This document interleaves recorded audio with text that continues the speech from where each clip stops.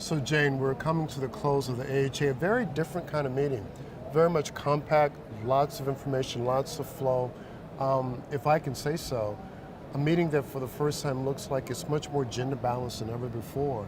So it looks as if our organization is stepping forward, not as far as it should be, but we're making progress in that. Would you agree? Absolutely, absolutely. I think the he for she and all the Twitter hashtags are definitely, you see that in the AHA, and it's really exciting. It's great to be here. I love that phrase from Angela Bassett yesterday during the opening session when she came out and spoke, thinking about diabetes and heart disease, and she says, so let's stay woke, y'all. Yeah, I love that. Yeah, so like I the think millennials that's where say. we are. Yeah, I'm not a millennial, but I love that. I know some. But what we really need to talk about to really help our viewers appreciate what was new at this meeting about heart failure, we actually had some pretty relevant information come out. Yeah. So, and you and I participated in part of that.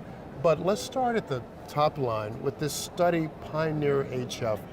Everyone's understanding about the RNA compound emanates from Paradigm HF, which really was an ambulatory mild to moderate heart failure study. A lot of caveats, if you will, a lot of restrictions to use. Pioneer kind of shook up the paradigm again and did some very different things with the RNA compound. Why don't you tell everyone listening what Pioneer was all about? Absolutely. So just to dovetail a little bit about Paradigm. So you sort of had to be stable. Most were class 2, that run-in period, where Right. I think that sort of made patients in the practitioners in the ambulatory space maybe a little bit hesitant to switch their paradigm Right. from a patient who was stable on an ACE inhibitor to the ARNI compound.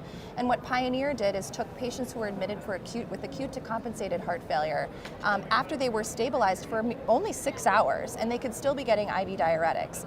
And this included patients who about 2/3 were chronic heart failure and 1/3 were the de novo diagnosis of heart failure. And that was the really interesting group. Very much because so. it basically obviated the need to be exposed to the RAS inhibitor before you could go forward with the RNA compound. Absolutely. So I think this really simplifies things for us as practitioners and for patients. You can be in the hospital either for the first time for your heart failure diagnosis or acute on chronic heart failure, stabilized for 6 hours, getting your IV diuretics, starting the ARNI compound, being discharged, because we all know those transition periods are very vulnerable, and you can do forced titration of the medical therapy as an outpatient and really get the ball rolling in terms of getting patients feeling better and ventricular remodeling. So I think it was a real win.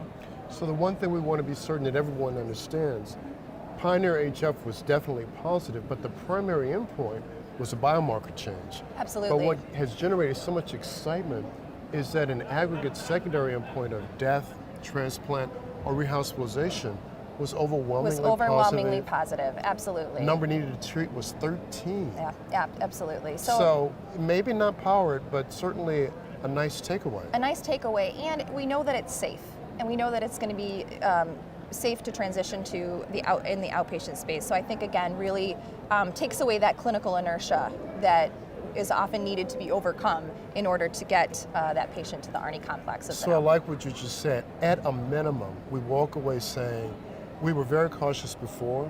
Now we can say with some confidence it is safe. Mm-hmm. We can say with some confidence de novo initiation is not unreasonable. Absolutely. And you know what else was important in Pioneer? Many more women percentage-wise than in Paradigm, and many more persons of color.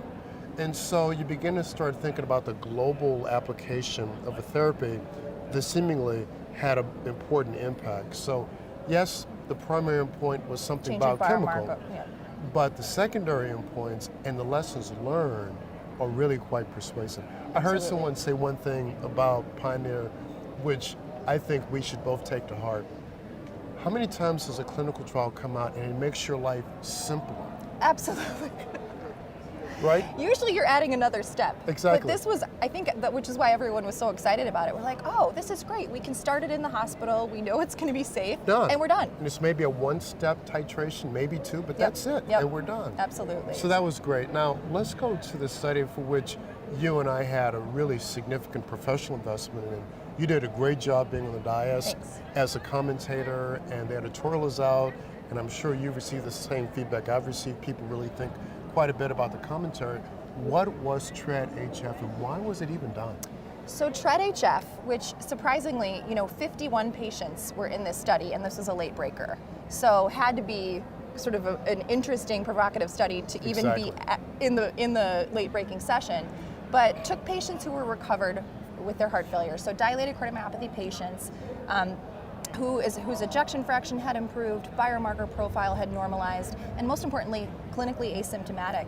And oftentimes in the office, you and I are patients ask this question all the time. All the time. When can I stop my meds? I'm better. All I have to do is waltz in the room and say, hey, you're better, your ejection fraction's up. This is great, everyone's high-fiving. And the next thing is, can I stop taking some of these medicines? And I'm like, it's not an antibiotic. That's right. So I think there's a lot of people were practicing very differently because there wasn't great data, and now finally we have some data. And so half these patients were randomized to a phased withdrawal of medical therapy over about 16 weeks, and half were continued on their guideline-directed medical therapy. And what we saw, really truly remarkable, was after an 8-week period, 40% of patients had recrudescent heart failure. So either drop in ejection fraction, change in clinical biomarkers, or even symptoms. Thankfully, the investigators really focused on safety, and no one was harmed. Caught it early. Patients were resumed on their medications. But I think the takeaway here is that evidence-based medical therapy works, and you need to take it, and it shouldn't be interrupted. But here's the other takeaway. Is there such a thing as recovery of ventricular function, a cure, or is it some other concept? So I think, folks in the recovery world as well get really excited about, is it recovery, is it remission? And frankly, it maybe doesn't matter. Good point. Because I think recovery or remission rather, is a lofty goal, and remission is a good thing. Is a good thing. Yeah, absolutely. If I have to, take a few medications every day, granted there are side effects and costs, but if I can live longer and feel well, that is a very noble goal. And so, I think remission should be our goal, and I think we're really we haven't identified a true signal for recovery, but that's okay. So one reason the investigators came to us is because they recognize your expertise in strain imaging. There may be a path forward, right? Absolutely. So the investigators used cardiac MRI to measure strain imaging, that deformation tracking. And what they saw is that for the vast majority of patients, most patients had normal strain imaging. But there looked to be a signal that for patients who didn't have recrudescent heart failure, they had potentially more positive or better strain imaging. So there could be a signal for underlying cardiac mechanics that identify a patient with true recovery. And it could be that complete removal of medical therapy is not the goal. Right. Just simpler regimens with an easier profile, easier to take, that might be a reasonable goal. Or a substrate matching, right? So you responded really well to the spironolactone because of this, therefore you need to be on this medical therapy. That'd be great. One last study that came up that we think is important to share with you, just because it tested a concept that's probably not ready, but it was the door to unload, the DTU study. Mm-hmm. Very provocative, almost heretical. What did you think? So I'm thankful that no one I know or myself was not randomized in this study, because you had to, have an anterior MI, go into the cath lab, and then you had an Impella placed, and then you had to sit on your hands for 30 minutes and wait before you could revascularize the artery. I don't know a single interventional cardiologist that could sit back and just watch the clock on that one. No, I would have a hard time. I might have an MI myself.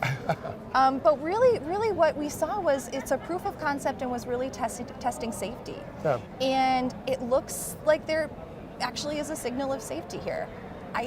I'm so surprised. But at least in animals, the phenomenon of ischemic preconditioning is real. Absolutely. But how do you extrapolate that or replicate that in the human prep? That's what we don't know.